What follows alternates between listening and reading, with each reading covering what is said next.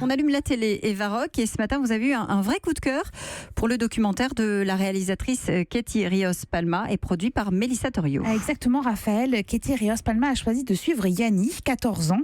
Depuis ses 14 mois, il vit chez Myriam et Jacques, c'est une famille d'accueil qui compte beaucoup pour lui. C'est peut-être pas de ma vraie famille, mais c'est ma deuxième famille. Ils m'ont fait beaucoup de choses, disons. Beaucoup plus qu'une famille d'accueil aurait dû faire. Ils m'ont donné tout l'amour que ma mère m'a pas donné quand j'étais petit. Alors, sauf que Myriam, sa maman de la famille d'accueil, elle a 65 ans et que Jacques a 70 ans et qu'ils doivent prendre leur retraite. Yanni doit donc être déplacé dans une nouvelle famille, changer de maison, changer d'école, changer d'amis. C'est beaucoup pour un ado, mais c'est aussi beaucoup pour Jacques, le papa. Et Yanni, je t'ai déjà dit que de toute façon, on t'abandonnait surtout pas. Quand tu viendras ici, tu nous prendras après pour tes grands-parents.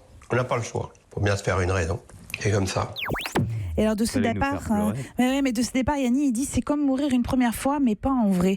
Alors pendant plusieurs mois, la réalisatrice va suivre le jeune garçon, son arrivée dans sa nouvelle famille, les visites au parloir pour voir son père aussi, les coups de blues, les week-ends chez sa maman, avec qui sa mère biologique, avec qui il n'a jamais vécu et qui vient de sortir de prison. Alors les relations entre eux sont très dures, violentes verbalement, au point que Yanni en fait va préférer ne plus la voir le temps de retrouver un semblant d'équilibre. Et voilà elle ce qu'elle en pense.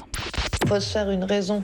Tu peux pas forcer un gamin à aller là où il en a aucune envie. C'est fais ta vie, je fais la mienne et un jour si on se recroise, et ce sera bien. Peut-être qu'on est mieux écartés en fait. Au lieu d'être soudés, on est peut-être mieux, chacun fait sa vie de son côté.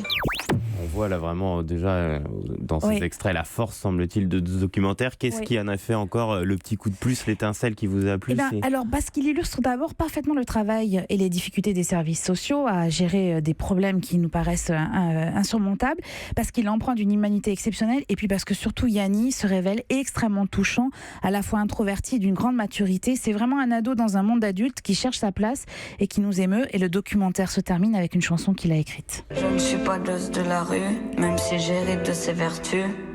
Ma vie c'est malsaine, putain j'ai la haine de voir tous ces gamins devenir orphelins, tous ces frères enfermés, privés de liberté.